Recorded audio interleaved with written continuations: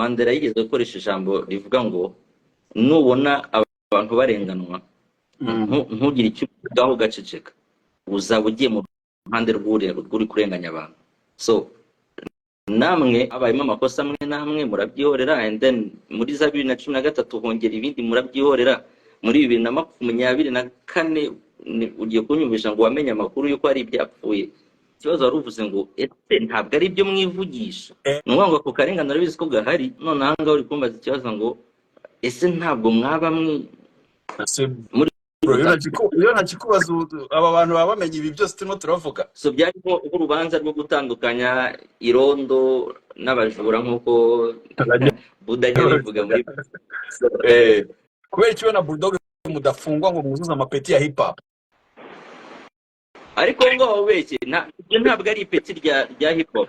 Uwa mbere uyandika chorus y'indirimbo Inkongoro y'Umushimusi arahita abona itike ya VIP. Uruvuza abo wicaranye na ba J Park aho hafi na kina Beats, wicaranye n'abandi bantu bose ba VIP aho hafi ku matable.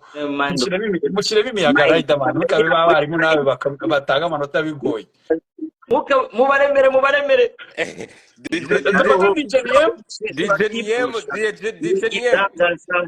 ubusa gusa ugusha benshi nguri Inkongoro y'Umushimusi kamere ya mando ufite plan zo kwitaka nge araho yatimbutse nyine ariko sawa, ariko yagiye icyo nakunze yagiye ashyiramo utwitwizo murusha.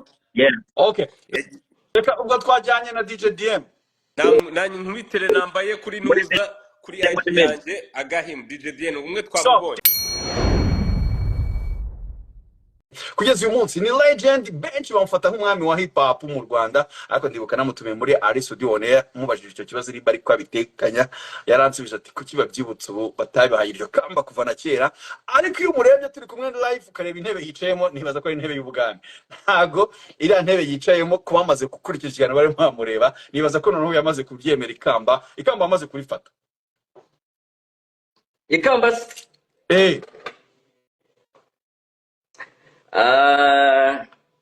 arimwe muri mpaye naryemera baso. Thank you. Samugira gato bareba ariko intebe wicayemo. Samugira ku ruhande gatoya cyane. Gato cyane. Turebe intebe. Murebe intebe. Mwayibonye? Iriya ni intebe y'umwami. Garuka nta muntu ubwira umwami ngo yigireyo gato tubasabye imbabazi. Ntabwo bavuga ngo umwami bavuga muri agutera. Riderman umwami bamuvuga gute? Ibyo byose ntabwo bamubwira ngo igirayo bamubwira gute? Ntabwo nigeze umwami ntabwo agenda aratambura. Aratambura. Ubwo n'umwami w'imihanda. Ubwo n'umwami w'imihanda sibyo? Umwami w'imihanda ntabwo agenda aratambura. Ubwo nuko ntabwo yigirayo ajya kuri side yo hirya. Ntabwo nzi ukuntu babivuga. Nzabibaza Rumaga. Yabuze izina yitwa umwana w'imihanda, isuku n'inzoza z'umwana wawe ndamutso, izina rye rirazwi mu bigo ngororamuco.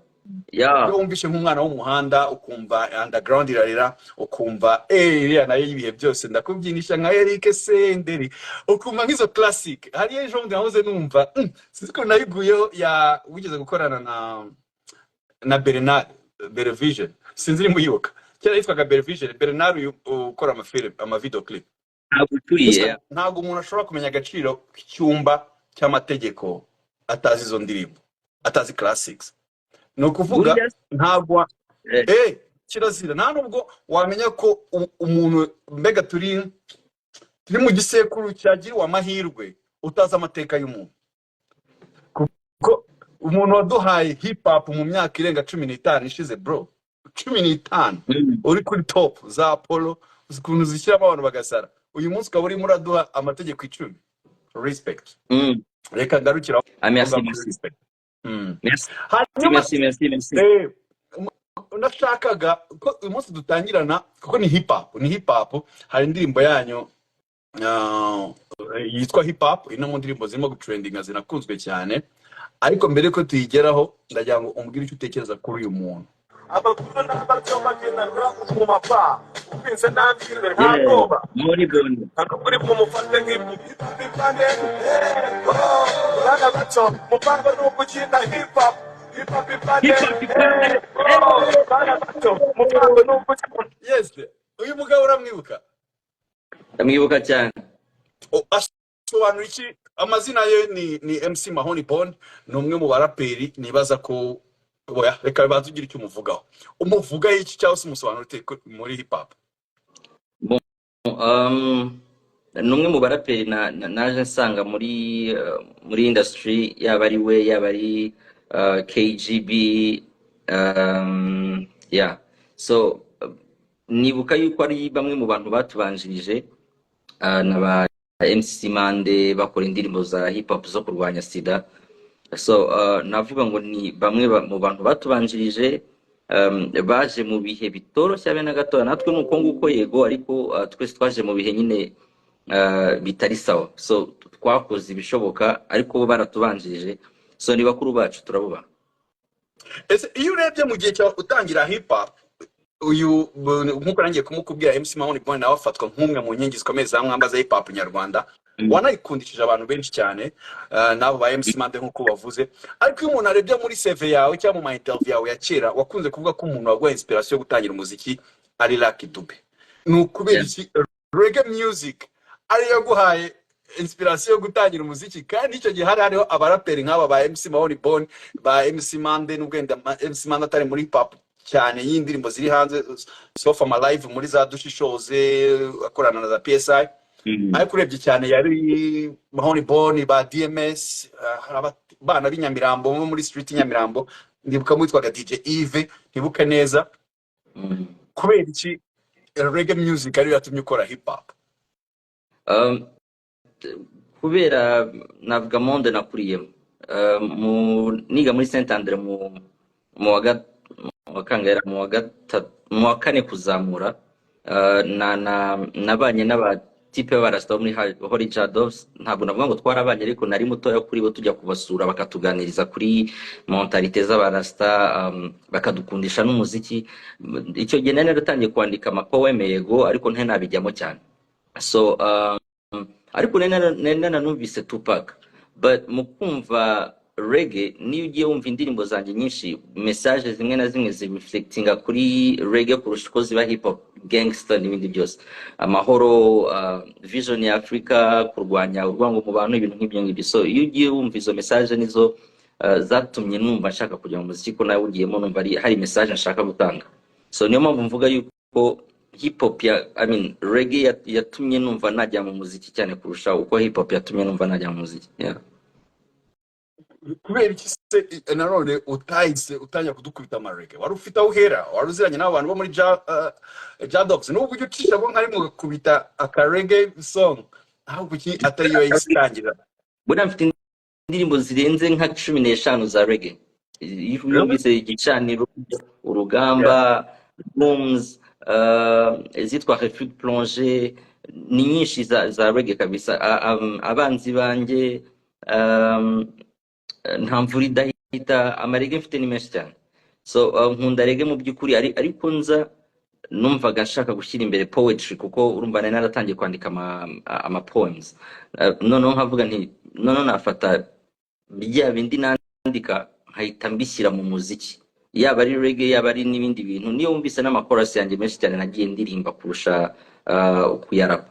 So nashyizemo icyo kintu cyo gukombina reggae, cyo gukombina kuririmba, kurapa na message nanone iri positive. Yes, ngore Riderman ni gutyo tunakwinjira mu kiganiro. Nayango izanye legend ntago wenjira umubwira ati gute, ahubwo ibitekerezo byawe bamenya ko legend yahageze, ari muri building cyangwa ari mu nzu, ari mu kiganiro Ali Studio On Air. Reka rero nongeye mbaye ikaze mwese muri Ali Studio On Air, mbabwiye ko twamaze kwakira Riderman, cyangwa umwite Gatsinzi Emery, cyangwa umwite Rusake, cyangwa umwite Rutendere. Uyu rumwe mu bahanzi bagiye bagira indirimbo bikarangira amazina yazo abaye amazina ye. Ariko ufite nk'amazina ngahe? Amazina abiri, Gatsinzi Emery niyo mazina y'ababyeyi, ntiyari kwiranga mu tuga. Okay bro, aha ntago biro official, hano turi kuri street, turi ku mihanda. Ndabona amazina yo ku mihanda, hari Rusake, hari Rutenderi, Rusake, hari Inkuba, hari Kitatire cya Mutabazi, hari Ruganzu, hari Ndori, hari Kimirantare, nandi Isumizi igikuru. Fire, Igimizi, ni menshi. Njyewe mfite ikibazo, mfite inquiétude, ntabwo ari ikibazo, inquiétude mu kinyarwanda twabyita ndikira, ni Impungenge. mfite impungenge ko mu gitaramo cyawe na Bulldog bishobora kuzarangira muri introduction mukirimo kwivuga amazina kugira ngo tumenye abahanzi bagiye kuturirimbira. Oya, mu gitaramo bariya tuzaba tugiye kurya show. Ntekereza ko abantu bazaza mu gitaramo deja bazaba bazi amazina yacu, bazaba bazi abo turi bo, bazaba baje gutaramana natwe, so bizaba byoroshye cyane. Ntabwo muzabanza kwivuga, reba yawe wongeraho ya Bulldog yamara nk'isaha imwe ebyiri mukirimo kuvuga amazina gusa. Kabisa tugiye gutinda muri ibyo ngibyo ngira ngo twamara umwanya munini. Yeah. Igitaramo kiri ku itariki zingana? Tuzamara umwanya munini dutarama kurusha ukwivuga. Kizaba tariki 24. 24 z'ukwa munani. Yeah. Ariko nabyo tunaheraho kugira ngo hatagira nuza gucikanwa. Mwibuke ko igitaramo cya Riderman ndetse na Bulldog bise icyuma cy'amategeko, album y'amateka mu muziki w'u Rwanda, nibwo bwa mbere na mbere. Nigeze gukora post nibaza, ndavuga itangazamakuru ryacu rifite ikibazo pe. Ndavuga ni bro, itangazamakuru usibye n'irya showbiz, even n'itangazamakuru n'amakuru makuru mu kinyarwanda kuri televiziyo Rwanda n'ibiki, iri album yanyu ni ikintu bakakwiye kuba barimo baravugaho. Bakora amadocumentary bavuga amakuru. Nk'ubwa mbere twari tubonye abahanzi babiri bahuriza hamwe bagakora album mu Rwanda. Noneho babiri baba legend, babiri bakunzwe, babiri noneho kera bagiye bagirana no guhangana gushingiye ku muziki wa hip hop, ariko bakagira bagafata umwanzuro, harimo message, harimo amakuru, harimo ibintu byinshi cyane, ariko no muri showbiz kubona iri highlight ni ikibazo. Ubu ngubu twifite ngo ni big energy, tufite enough is enough, dufite harya ibindi ni iki, dufite ASAP, dufite buriya yes dushobora kublaminga generation y'uyu munsi, ariko tujye tuzirikana natwe uruhare twabigizemo. Ndibuka kera rimwe na rimwe twajyaga tubahamagara kuri Salus tubahereza amakuru. Ndibuka hari umunyamakuru ugeze kumbwira ngo inkuru ntabwo ari imbwa yarumye Riderman, ngo inkuru ni Riderman yarumye imbwa. So ibyo bintu mwabiraza abantu benshi cyane na n'uyu munsi, ku buryo abarwanye ku mihanda, bateye amada, bagize iki, bahabwa platform kurusha abantu bafite ibikorwa bizima. So rimwe na rimwe tujye tunazirikana ngo ibyo dukora tubiraga n'abandi bari inyuma yacu, and iyo dusanze ibyo bintu imbere, yaba ari twebwe yaba ari n'abana bacu, ibyo bazasanga ari twe twabigizemo uruhare, rimwe na rimwe twaranabirebereye, tujye twiblaminga kurusha uko tublaminga abandi. Kuko uyu munsi ushobora kubivuga, ariko nz'abanyamakuru bambwiye ayo magambo mu bihe nateguraga concert, bakambwira ati no, banza dushakira ikintu kimeze nk'amatiko ari cyo tuvuga kurusha uko tuvugaho. Arayigize ngo nijye wabikubwiye, ubwo ariko ndatekereza generation yacu ni nayo mpamvu buriya tuba dukwiye kuzirikana ibyo dukora n'ingaruka zabyo mu gihe kiri imbere. Ni ikibazo dufite, dubyise generation, ubwo nanjye ndazamo ndi blaminga muri iyo generation yose gusa, ariko nanone nkisegura avuga ni nta control wagira kuri generation yose ngo uzabishobore gusa, ariko icyiza cyo nuko byibura harimo bake bashobora kubibona, bakabibona. Naranabibonye no muri press conference mwagize, na ukurikiye amadiskuru yose abanyamakuru bari bahari, ariko abenshi nuko nabonye byanarangiriye hariya mu madiskuru, ariko nabonaga hagiye gushya gusa, ariko n'abakomeje kubishyiramo imbaraga ndabashima cyane, ndetse n'abagumye kubasupportinga no kubapushinga. Please, haracyari umwanya wo kubapushinga uhagije. Abantu mudukurikiye hano bari mu Rwanda n'abazaza mu mavakansi Kigali muri imbere y'itariki 24 z'ukwa munani, mumbabare mugura amatike. Bashobora kugura amatike gute? Abadukurikiye right now bashoboye kuba bayagura yo kuza mu gitaramo. Bon, amatike ku bakoresha ko mu Rwanda ngira ngo abantu benshi bakoresha momo. Kuri Momo Pay ni 1133555, hanyuma kuri website ni y3 maafrica.rw. Hanyuma ku matike uyirebe nimba ntibeshye, nimba ariyo nayipininze. That's it. Okay. Please mujye kuri website mugura amatike ataza no gushira, nibaza ko imaranagurwa cyane n'amatable, nibaza ko arimo n'amatable barabibona. Yes, murabona Riderman yashyushye rero nta yindi mpamvu icyuya cyamurenze arimo arihanagura. Mbanze ngushimire wari wagiye, anyirukanye. ndakwirukanyije ndabizi Yeah. kandi thank you so much. Wari wagiye actually banza unabitubwiraho nabyo, wari uri mu birori byo kurahira kwa His Excellency. Byari bimeze bite? Wowe wari uhibereye, twe twabirebaga kuri televiziyo. Byari ibintu byiza cyane, byari ibintu byiza cyane, twataramye twishimye. Abanyarwanda none se ko ari twe twamwitoreye, twari twishimye nyine kuvuga ngo wa muntu twatoye agiye kurahira, noneho bya bintu twamusabye yarabyemeye, turamutora tubana nawe. N'ubu ngubu noneho agiye kurahira, twemerera ibyo azadukorera. Yatwemerera ibintu byinshi cyane, yatwemerera yuko ryaterambere yatugejejeho azatugeza no ku rindi. Hari udushya twinshi, akarasisi keza, abahanzi bataramye, urukerereza rwadutaramiye, habayeho no kurasa. Byari igitaramo cyoroshye cyane. Mbwira wowe wari uri muri stade, nabonye ziriya mbunda twazikoreshaga muri 90 tuza kubohora u Rwanda. Turi kumwe n'abafande Fred n'abandi, ngewe n'abandi twe turi kumwe. Sibyo? Ni kera. So nasibonye zarasaga mu kirere, ibisasu byasohokagamo byajegera ahubwo ntibabyerekeje nk'inyamirambo bikajya bigwa mu imyiyereko ya gisirikare. Biba ari ibisasu quand même, urumva igisasu aho cyajyaho cyagwa cyateza ibibazo quand même. Nahise ubwo ko gishobora kugwa nk'inyamirambo mu maniga ya kera. Nadukunda hagize n'uturasa ubwo yaba ari we ubiterwa. Bana twibuse So n'ubwo bashyiramo ni ibisasu byagenewe umwiyereko, ntago ari ibisasu bigenda ngo bigwe. Mu bijyanye n'ibya gisirikare ubumenyi bwanjye ntabwo bwari bwinshi cyane, ntabwo nasobanura ibyo bakoraga. Nagiye kubeshya, nabambaye disappointed kuko wigeze gushinga groupe nkeka ko yabayeho yitwa Soldiers. Ntabwo aribyo yishinze, ni groupe ya Neg de General. Yeah. So urumva aribyo biguha kuko ari Neg de General wayishinze, biraguha uburenganzira bwo kutuga kudasobanukira bya gisirikare. Wari umwe mu basirikare ba UTP. Uriyo najya gusobanura ngo bakoresheje ibisasu ibi. Wiyitaga Soldiers, mwaratubeshyaga. Mbazi by'imiziki bungu. UTP Nibyo Soldiers kuki mwiyitaga abasirikare bo muri UTP?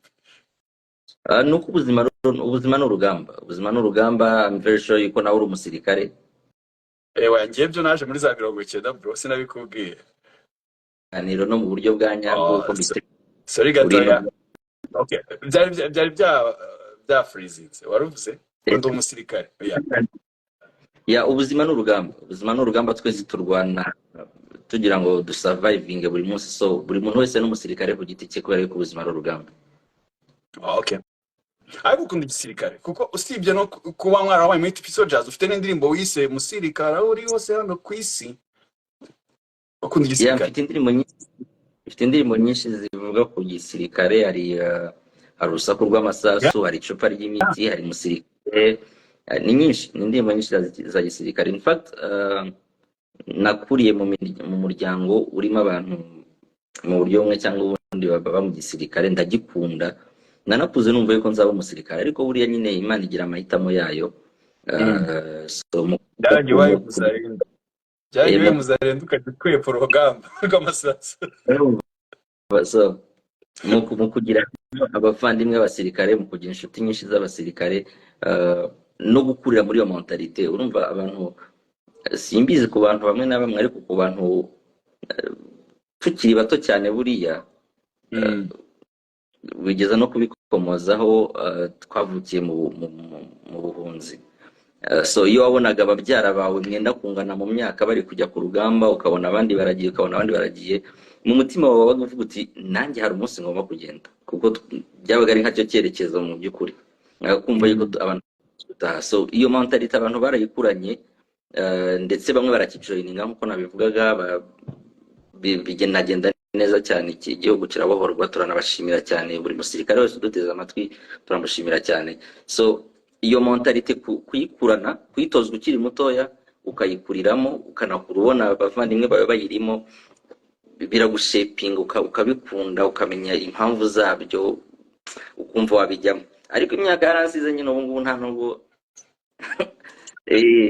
yakuze naba nkamutwara sibo I mean, cyangwa abandi ntiwafatanya na ba bandi bo muri karitsiye ba bandi baturindira umutekano batabara n'agakoni ku rutugu. ariko nabo basambika igihugu reka tubasuhuze cyane yaba mutwara sibo yaba n'abandi bose bacunga umutekano wo mu makaritsiye kuko niho bihera bikagera ku rwego rw'igihugu biba byahereye muri karitsiye umutekano yeze ntawamenya rero ubwo wenda twazabona muri ba basore bawe havuyemo nk'umujenerali ntawamenya cyangwa mu nkumi zawe. Who knows. Ikindi nuko nkuko twahoze tubivuga ubuzima n'urugamba buriya si ngombwa yuko ujya mu rugamba nyarugamba cyangwa se nk'umusirikare nyamusirikare burya no kubaka igihugu guharanira iterambere ryacyo gucontributinga mu kucyubaka nabyo ubwabyo ni urugamba kuko bigeze kwivuga Armafande yigeze kwivuga mu minsi ishize avuga ngo urugamba rw'amasasu rwararangiye ariko rw'iterambere ruracyahari, so ushobora gucontributinga rw'iterambere mu gihe utabashije kujya mu rugamba rw'amasasu. Bisa cyane nibaza ko narwo His Excellency akunze kutubwira tunarimo muri iki gihe buri wese na domaine ye n'icyo ashoboye akaba yakigwanamo. Mu kanya tuvuze ku bintu bya famiye n'abana bawe ndavuga no wakubaza naka ntacyo bitwaye imbere ko twinjira mu cyumba cy'amategeko. Nadia Mizati agasaro araho rakomeye ameze fresh kabisa. Mu kanya dutangira wanze uyu munsi nimba ari uko bwinjire mu ndirimbo cyane uyu munsi lyrics zawe nazibanze cyane muri Till I Die na Urban Boys arantu ririmbo ngo nimujyi kuzimu ngo zasaba shitani ngo bari wo watwara. Uru rukundo mumaranye na adi imyaka myinshi mufite n'abana, uru rukundo ruracyarufite ku buryo nimujyi kuzimu ushobora kuzasaba shitani Nadia akajya mu ijoro akaba ari we batwara? Urirwa ubyibaza. Bon, nk'umutware ngira ngo urabizi ko uri umupapa, umutware w'urugo burya bari protecteur, so uretse wenda aho ngaho nuko tuba twavuze ku by'urupfu n'ibindi byose, ariko no mu buzima busanzwe umugabo yitanga mu buryo bwinshi kimwe nuko n'umugore nawe yakwitanga, ariko umugabo yitanga mu buryo bwinshi tangira umuryango, so ntabwo ntekereza ko ntazo yazabe na gatoya. All right, ubwo twizere ko ameze neza ndetse tugumye no kukwifuriza kugumya kwaguka nimba gahunda igikomeje kuzura isi.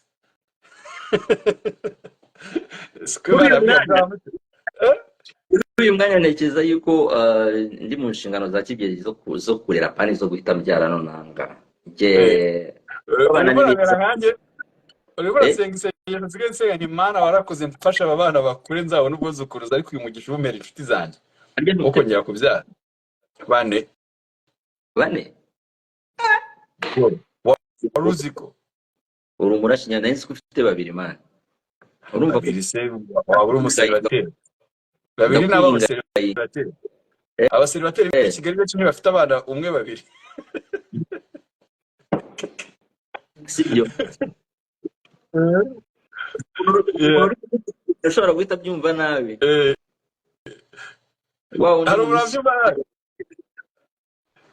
Nambwira musobanurire abaseribateri bacu benshi baba batarimaze kumenya amakuru ko udafite umwana umwe bafite babiri, so urumva rero abana umwe babiri babaye abaseribateri, so umuryango rero ni kuva kuri 3 kuzamura. Iyo isigaye difference y'umuntu washatse n'umuntu ukiri singo muri Kigali cyangwa umunyarwanda.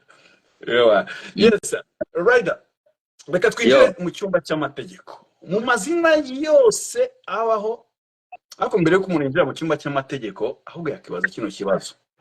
Kubera iki Bull DOWG mu baraperi bose dufite mu Rwanda, mu baraperi bose bakomeye, yaba aba legendary, yaba Mahoni Boni twavuze, yaba MC Mande wagarutsemo, Fireman nka Tough Gangs, Green P, abaraperi bandi bakomeye ba DMS babayeho, abo dufite umunsi ba Bushari, ba Ish, Kevin n'abandi benshi cyane.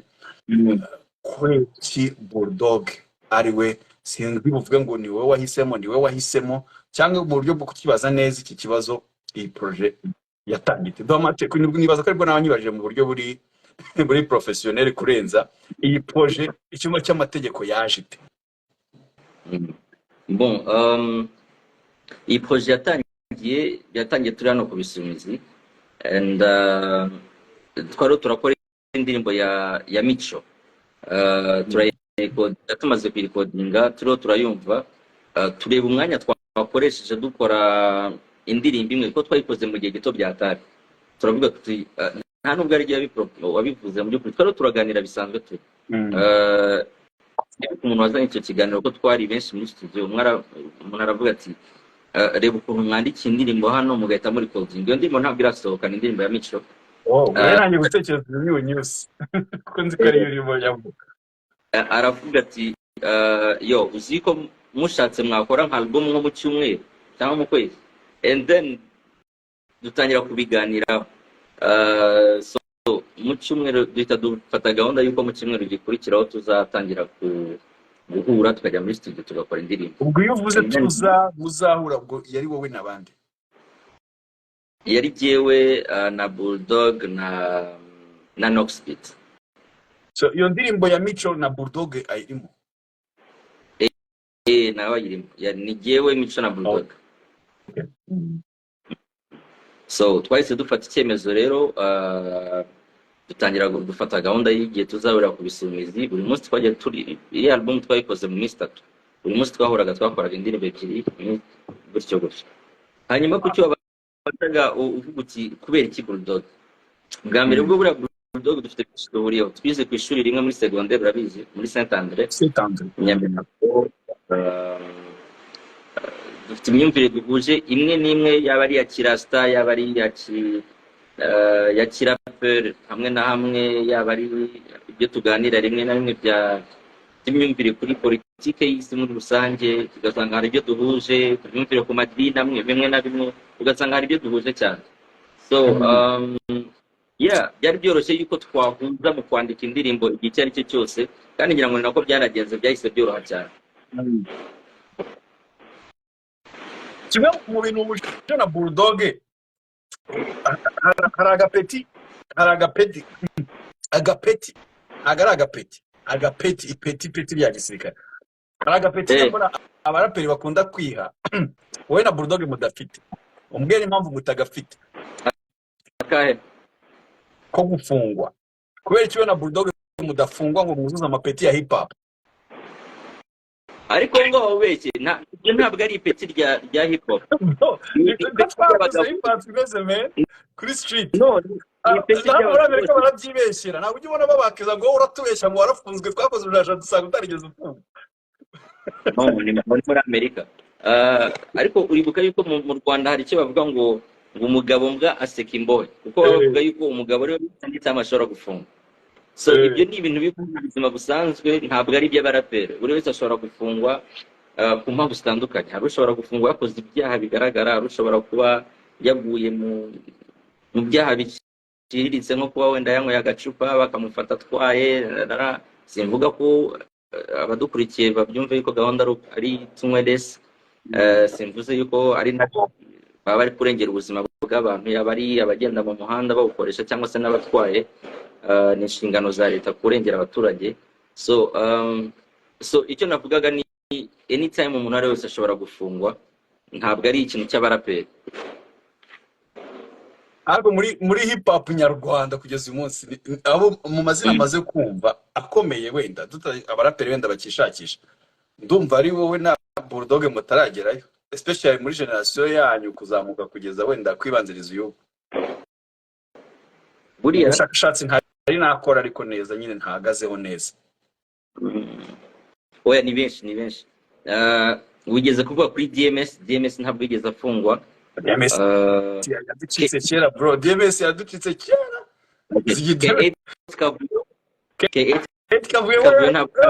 Yavuye no mu Rwanda nyiri urimo hashize imyaka 10 n'ingahe. No, ariko ntabwo bafunzwe, icyo turi kuvuga no gufunga. Keretse barafunzwe se wa Kate nawe ntabwo muzi muri stories zimeze gutyo. Ubwo nawe ko gapeti burasu kureba uburyo twari bahibyo peti. Nubwo wabafungira wenda mu rugo bakabwira ati muzasohoka mu gihe kingana gutya. Ushobora gusaba abafasha banyu bakabafunga. Ushobora gusaba najya gufasha aba Bulldog bakabwira ati dufungire bano bantu mu cyumba bamaremo nk'amasaha 24 kugira ngo igipeti bare. Ariko iyo bavuze gufungwa, ubundi babara gufungwa umuntu waciriwe urubanza wagiye muri za mu rukiko 1930 gutya Mm. mu rukiko agakatirwa kwa umuntu wakatiwe Messi no gihe nakoraga tsinda nafunzwe icyumweru muri station ngira ngo Kicukiro Bulldog nawe ndumva kuri station nyine muri nawe yarahageze mu gakeya ariko ubundi umuntu abarwa ko yafunzwe ari uko Amukatiwe. Mm. ariko Ese topic umuryango uriya muntu amakuru uheruka yabo muheruka kuvugana wa muntu wigeze kugonga no ni ibintu byabaye kirya gihe byahise birangira na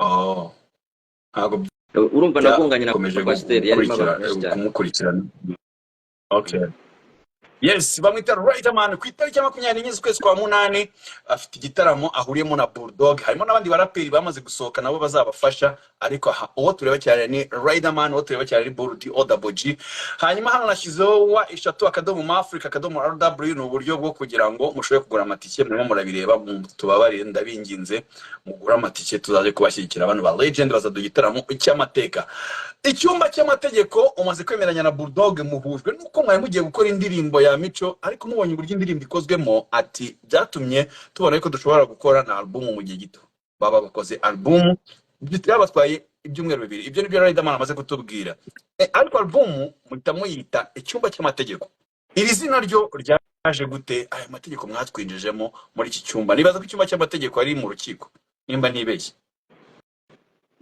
cyangwa ni mu nteko y'amategeko sinzi icyo ari cyo izina icyumba cy'amategeko naryo ni Bulldog ari propose twamaze gukora indirimbo nyinshi zitandukanye harimo indirimbo yitwa amategeko 10 iriya watangiye ukina then banze mubwenge respect kuri ya ndirimbo ni nziza cyane cyane ariko flow lyrics na beat ifite borora amapiano iryoshye ukuntu byatari wagira ngo ni Dr. Dre wayibakoreye ya big up kabisa no Nox n'umusazi Nox ararenze cyane so ubwo rero tumaze gukora indirimbo twazirikodinze zifite amatitle atandukanye nibwo twavuze tutariko izina donc twashakiye hamwe izina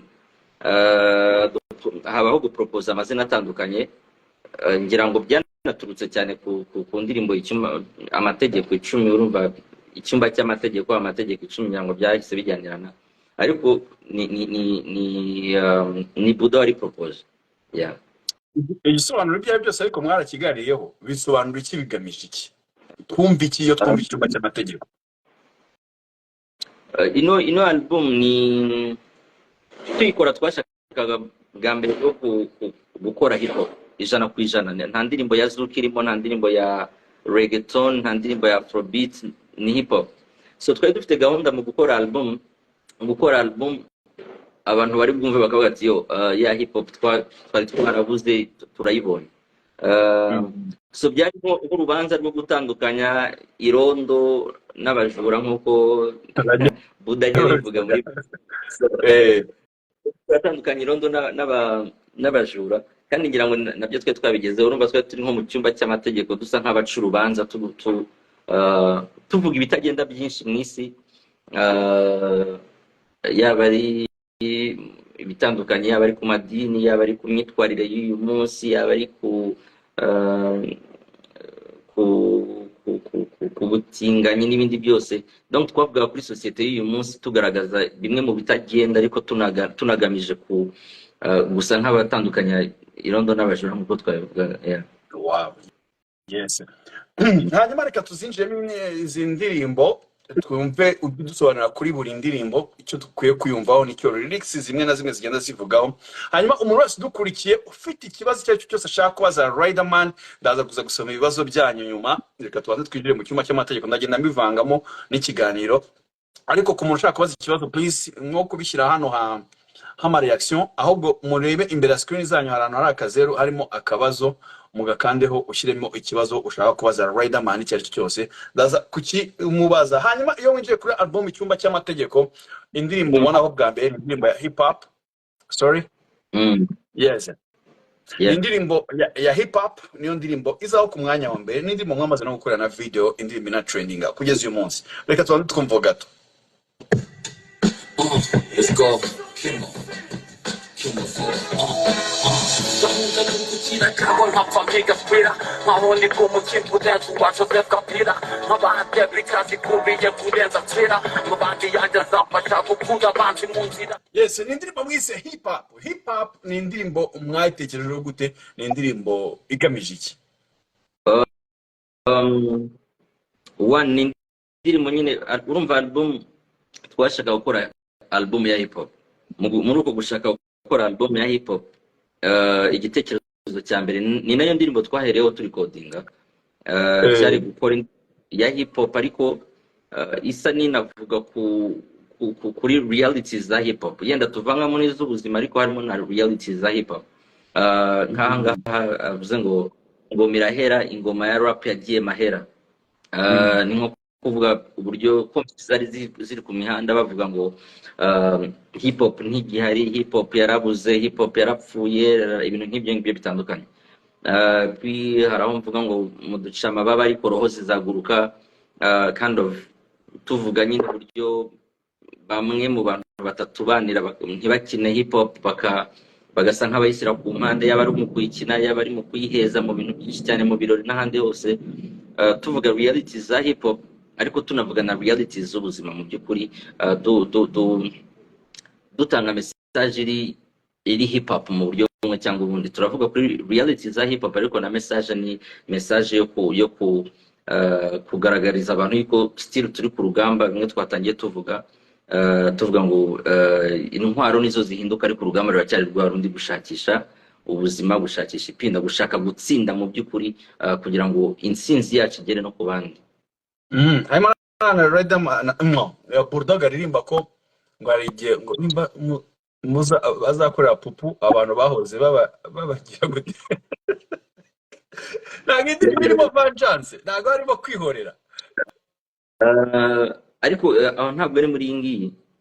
Iyo flow iri yaririmbye nawumvishe ngo tuzakorera nyine, ntabwo nshaka kubivuga nyine nkuko yakoresheje ijambo yakoresheje we, ariko yahema akaruhuko ko gukorera pupu abantu bazango babahoze kera babagirira ki.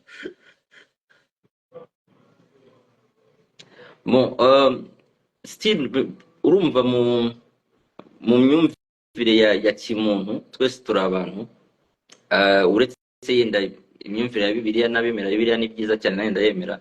Ivuga yuko umuntu agukubise urushyi kwitama ushobora gutega irindi tama.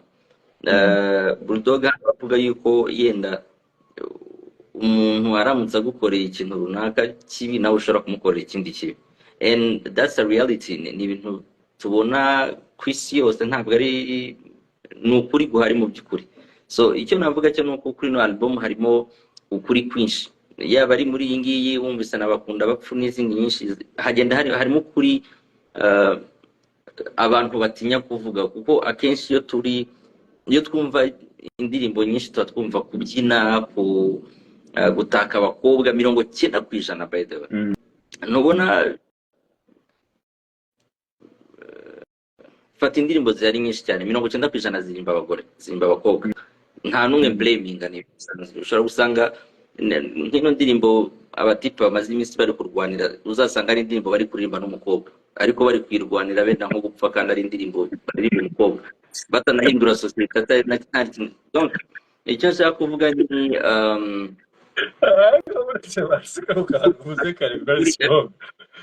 kari strong cyane. Usanga itima abatipe barimo bararwana n'indirimbo yivugira umukobwa, ariko abatipe bashyushye imitwe barimo bararwana bashize. Baro bararwana banyibye indirimbo, ariko ukazasanga bari kuririmba nk'umukobwa witwa Jean Serrin. Byose aravuga sikosa. Ntabwo mvuze ibyo ngibyo, ntabwo mvuze sikosa. Wapera indirimbo nyinshi cyane n'umunsi bari kurwana. Icyo nshaka kuvuga, twaririmbaga kuri guhari, ariko abantu benshi bahitamo kutavuga, gutsimba. So tukavuga ngo kuno kuri reka tukuganirizaho abantu mo gakeya. Nose ntishobora gutera violence.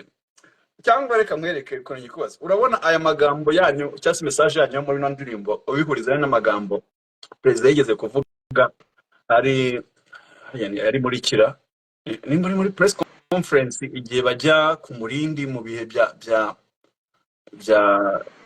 campaign. Ntabwo nibuka neza igihe yayivugiye, aranigeze kuvuga ati iyo tubereye inshuti tukubera inshuti ya nyayo, ariko iyo uhisemo kutubera umwanzi ntabwo tukudisa turaborogoza ariko tukakubera umwanzi wa nyawe, tukubera umwanzi mwiza kabisa. kudisappointing. Iyo tubereye inshuti nziza tukubera inshuti nziza cyane, ariko iyo uhisemo kutubera umwanzi tugerageza kugoragoza, ariko iyo byanze burundu nabwo ntabwo tukudisappointing. Nyine ni kuvuga tukubera umwanzi mwiza. Bivuze ngo uri kuvuga amagambo Okay, ndimo ndakritika, analize na critique. Nuvuga iyo ubereye inshuti u Rwanda rukubera inshuti nziza, aravuga ati tukubera loyo ku buryo nta nandi wazabona inshuti nk'u Rwanda. Ariko iyo uhisemo kutubera umwanzi, ntabwo dusa tukubera umwanzi, turabanza tukakugoragoza. Niho ubundi message ishingiye muri ako kantu ka mbere, turabanza tukakugoragoza. Gusa kuri ndi ruhande ntekereza yuko yuko nanone iyo wanze kumva ntabwo tuzakudisappointinga, tuzakubera umwanzi kabisa. Hari aho ubona ayo magambo ahuriye niyo muri ino ndirimbo ya hip hop ukurikije uko nabyumvise? oya, nanone urumva uri gushaka gufata ijambo rimwe ngo abe ryo ukoresha udefinisa indirimbo yose. Nk'uko nabivuze, indirimbo irimo realities nyinshi zitandukanye z'ubuzima. Nko mu gitero cyanjye mvuga ngo urugamba ntiruhinduka, intwaro zirahinduka ariko urugamba ruracyari rwa rundi. Tuvuga ngo kugafata n'abacu bakabonaho.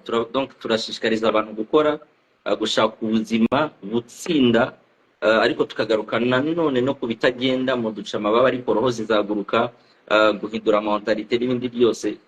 Ntabwo donc harimo realities nyinshi, niko nabivuga. Ariko nkunze kumva abaraperi bavuga nyine ngo hip hop barayirwanya, ngo ntabwo bayiha umwanya, ngo bayigira ishyamba. Ndimo ndabona n'abaraperi benshi hano barimo ba J-Pac, ba B3 n'abandi bari hano badukurikiye. Iyi message ndagira ngo unsobanurire, nibyo koko iraganwa cyangwa yarageze kurwanwa, yigeze kwima umwanya, cyangwa nanone ni kwakunda abantu bishyiramo ibintu batakoze cyane ngo bagiye on top, nk'uko hari n'izindi njyana ziba zisa nk'izihanganye. Nicyo ndimo ndibaza, ugasanga wenda umwanya wari ufite urambuwe bitewe n'indi njyana nayo yakabye cyangwa gutyo. What do you think? Uratekereza urifuza kugira gusubize politiquement cyangwa gusubiza by'ukuri nibyo nshaka?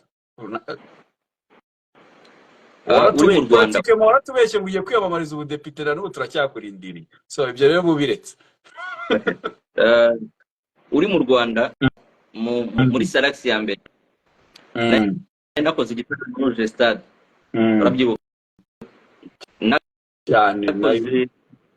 twakoze ibitaramo byinshi cyane, like ibintu birenze, ariko birangiye award y'umuhanzi w'umwaka muhereza undi muntu muri 2013.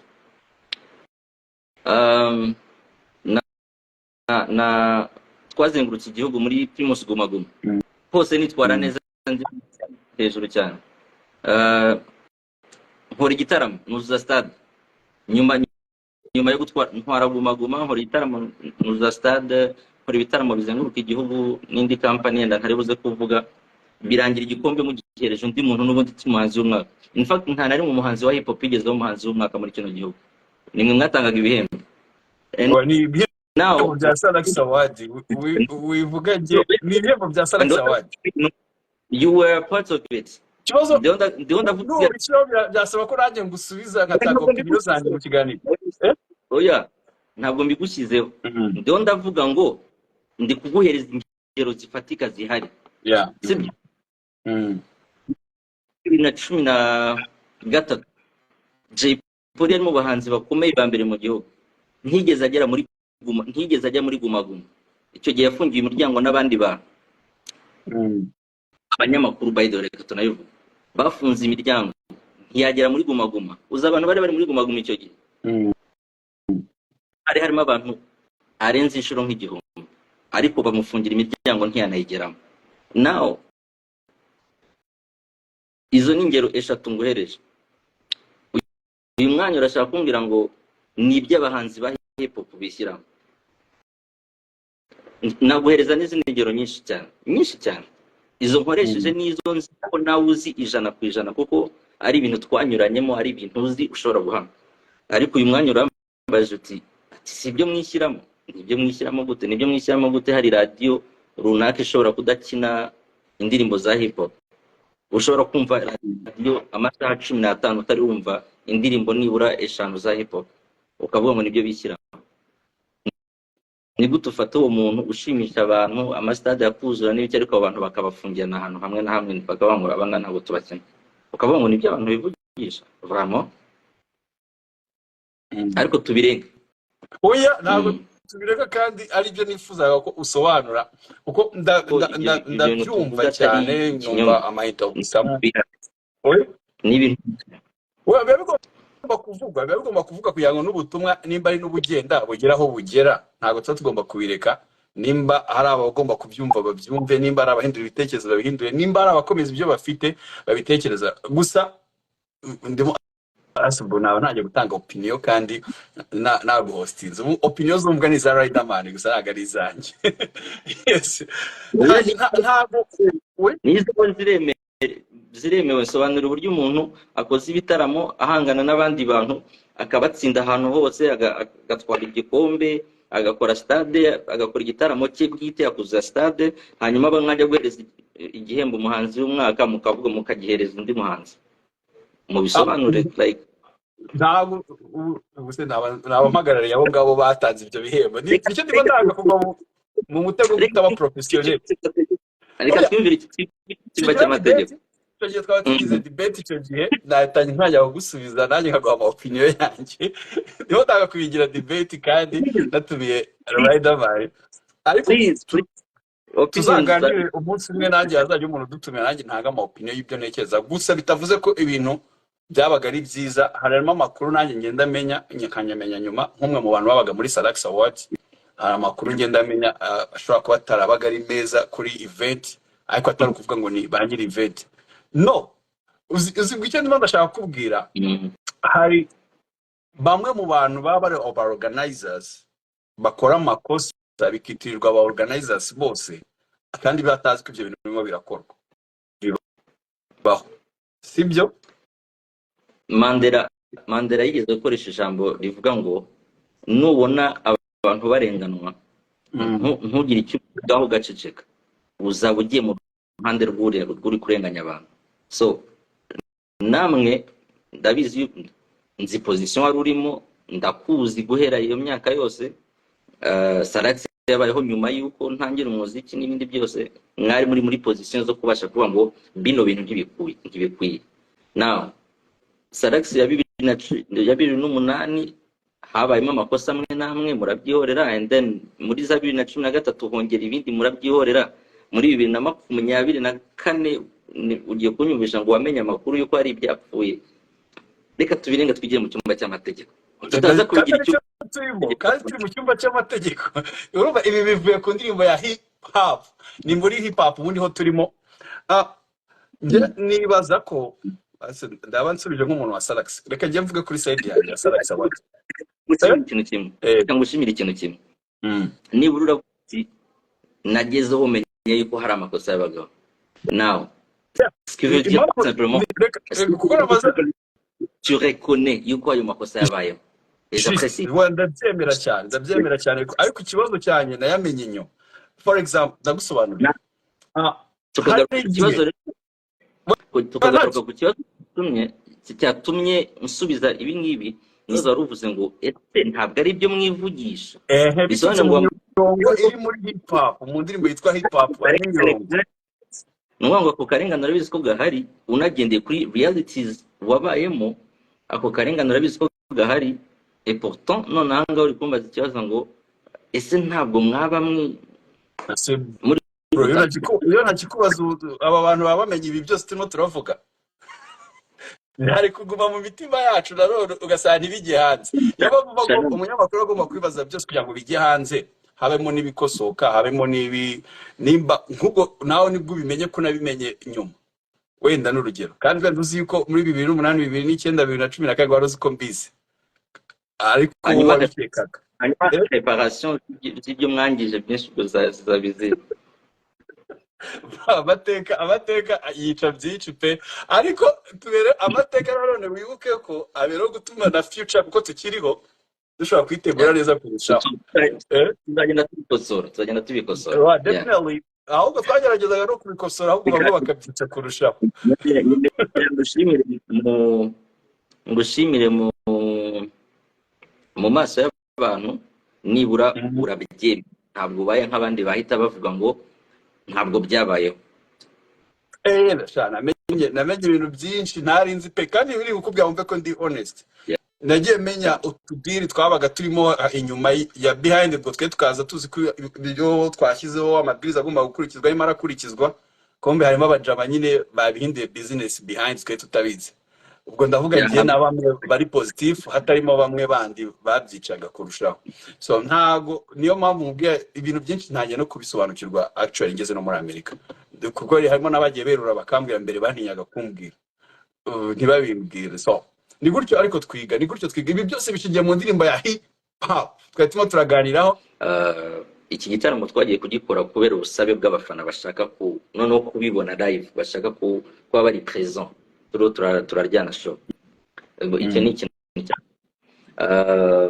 ahubwo dushobora kubana mu buryo bw'umwuka, reka tubare dutyo. Nyuma igitaramo tuzashaka uburyo tucyaplodinga yenda babashe kumusha dukatira aracyari kare rider dukatira aracyari kare. Ku rundi ruhande tubare dutyo bitewe n'aho bari, badutumira n'undi tukaza, yaba ari i Burayi yaba ari muri Amerika, tukaza live easy. Ahubwo hari igitaramo mwagomba kuzamo i Burayi nako hano muri Amerika sinzi aho bigeze, nzonyambaza barimo kubitegura. Nizere ko bikiri mu nzira wenda bitapfuye. Ese abahanzi b'iyi minsi ubona ari iyihe mpamvu akora indirimbo imwe yaba hiti agahita azima? No kubera iki? Ntabwo nzi abari kuvuga, naba ngiye kubeshya. Nzi abari kuvuga, ryabo nzi bose bakoze amahiti na n'ubu baracyahari. Ntabwo nzi we bari kuvuga. Gusa ku rundi ruhande ntabwo abantu bose baza mu muziki bavuga ngo reka nkukore yenda nzawutindemo. Hari n'ushobora kuza amavuga ati reka niyamize just for fun and then nikomeze gahunda zanjye. Hari ababivuyemo ngira ngo urabazi, bagiye mu bucuruzi, bagiye muri politike, bagiye muri gahunda zitandukanye. So hari abenshi binjira mu muziki atagamije kuvuga ngo ukore nka carrière. Pac, injira nk'umuraperi wakira intare mugenzi wawe. Bro, appreciate man, appreciate. Ahubwo reka manze ngabanye umuziki wanjye uri kusakuza udatuma utanyumva tu. Riderman, ni ibyo byose muraziranye, bamwita J-Pac, ni umwe mu baraperi nibo inkingi zacu twifite hano muri Amerika, muri bake dufite. Umusaza What up my brother? Umeze neza? Assalamu alaikum. Umva. Ngenda maze no kugura VIP ticket. I'm already there. Imbere mu kizuru, you know, already, you know. Uri mu Rwanda? Ntabwo ndagerayo ariko I'm putting up next weekend. Wow. For real? Nzaba ndi kumwe n'abahungu banjye Kina Beat na wa muniga n'abake twamaze gufata table n'iki, ariko today what I wanted to do is abantu wowe uramfasha guhitamo abantu batatu. I'm buy a ticket for them, 3 people. I'm buy a ticket for them, you know. Riderman agufashe ushaka we arihitiramo bitewe ndashobora kubabaza ikibazo n'iki, ariko nyine you know shoniye arahita abantu batatu. Riderman bitewe n'uko abijyanye umuntu ugisubiza bwa mbere buy ticket for 3 people. Yes, reka tubikore gutya. Riderman agiye kubaza ikibazo kimwe ashaka, umuntu ugisubiza bwa mbere ubwo ashobora uwo njya amaso yanjye aribone bwa mbere ko yagisubije nk'uko gikwiye gusubizwa, uwo ngwitse cya mbere ya VIP mu gitaramo icyumba cy'amategeko araba yitwaye ivuye kwa J-Pac. Yes. Ikibazo kimwe Riderman. Umuntu uri gukubite chorus y'umunsi iyo yaba yoroshye byatari man, reka tubigire gutyo, sibyo? Okay. Hari indirimbo yitwa Shukrani ya Bulldog, umuntu uri bukubite yitwa chorus. Shukrani. Shukran. Shukran. Shukran, Kuririmba yeah. kuririmba byagorana cyangwa wandike chorus yayo hano muri comment. No problem. Okay.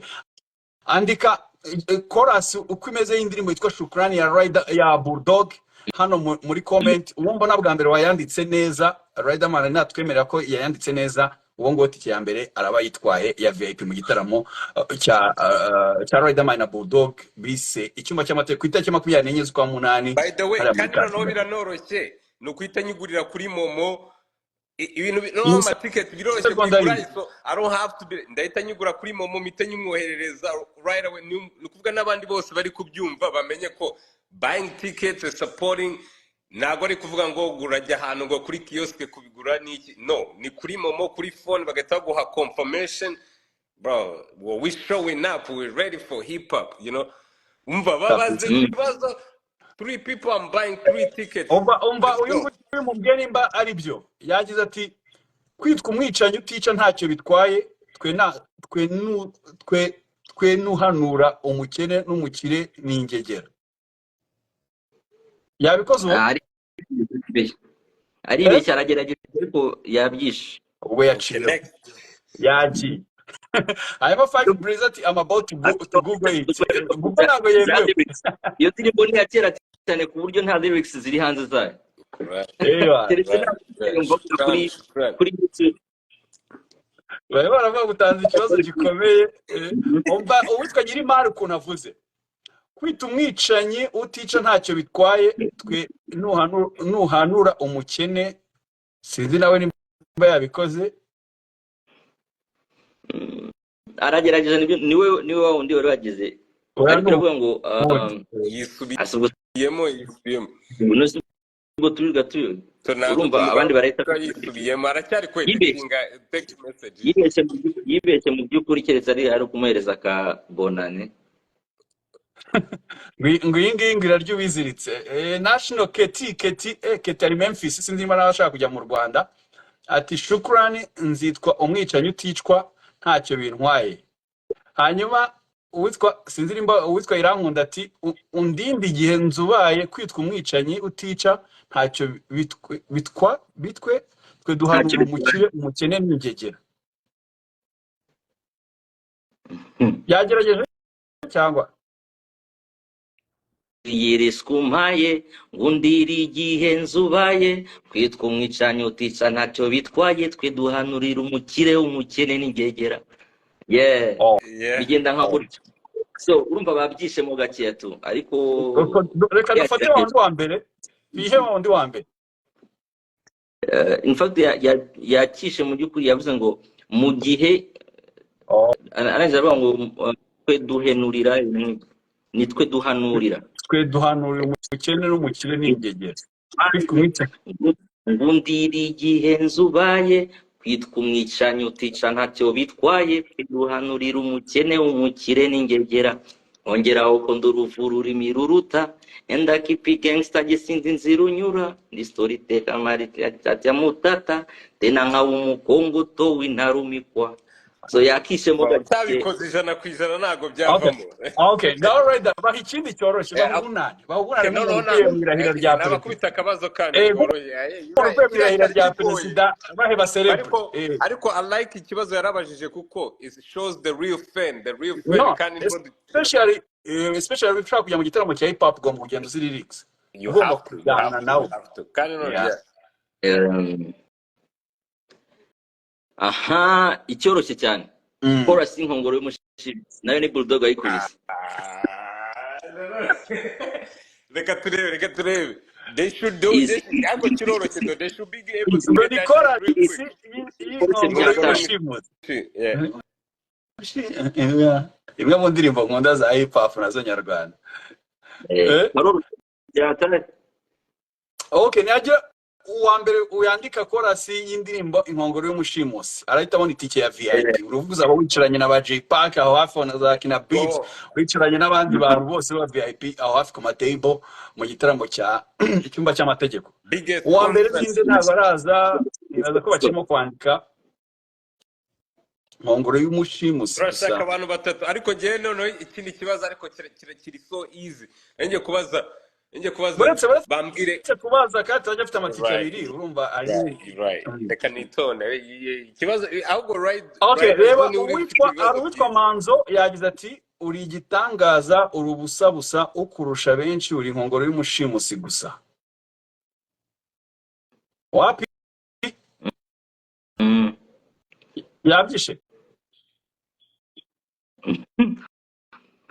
Bimwe yarakishe nawe ntigitangaza. Okay, reka turebe nimba hari mundi wagerageje. Rubanje Hari undi witwa Divembera yagize ati nturi igitangaza ahubwo uri umushimusi gusa ugusha benshi uri inkongoro y'umushimusi gusa. Kamere yacishe.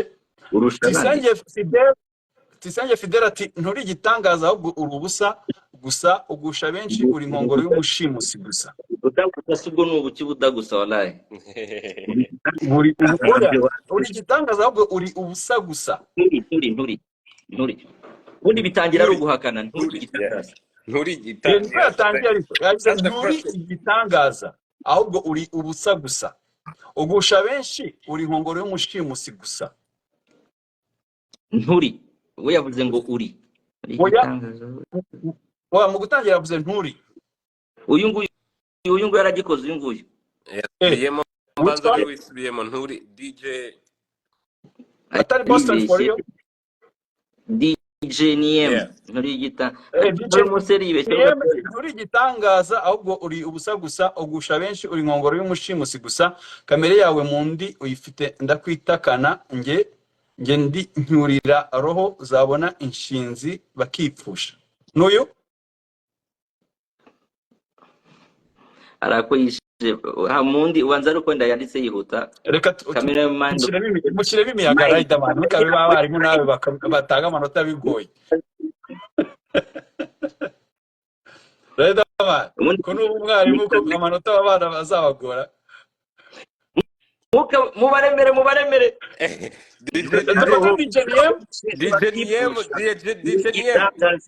Urubusa gusa ugusha benshi nguri inkongoro y'umushimusi gusa. Kamere ya mando ufite plan zo kwitaka nge araho yatimbutse nyine ariko saba. ariko yagiye icyo nakunze yagiye ashyiramo utwitizo mpuza. Okay, reka ubwo twajyanye na DJ DM. nanjye nkubitire nambaye kuri nuza kuri IG yanjye agahim DJ DM umwe twamubonye. DJ Niem andikira JPack ngira ngo urimo uramureba ahangaha. JPack Pacifique Jabiro mwandikire muri Instagram cyangwa nanjye ari kunyandikire kugira ngo nanjye nzabikurikirane menye neza kwitikira kugezeho. Momo yanjye tayari am buying the ticket kandi biroroshye ni kuri hehe online nitangugura tike yawe leti kugeraho confirmation arabu yifite ushobora guhita confirming right now ni ibintu byoroshye kugira ngo yes let's go.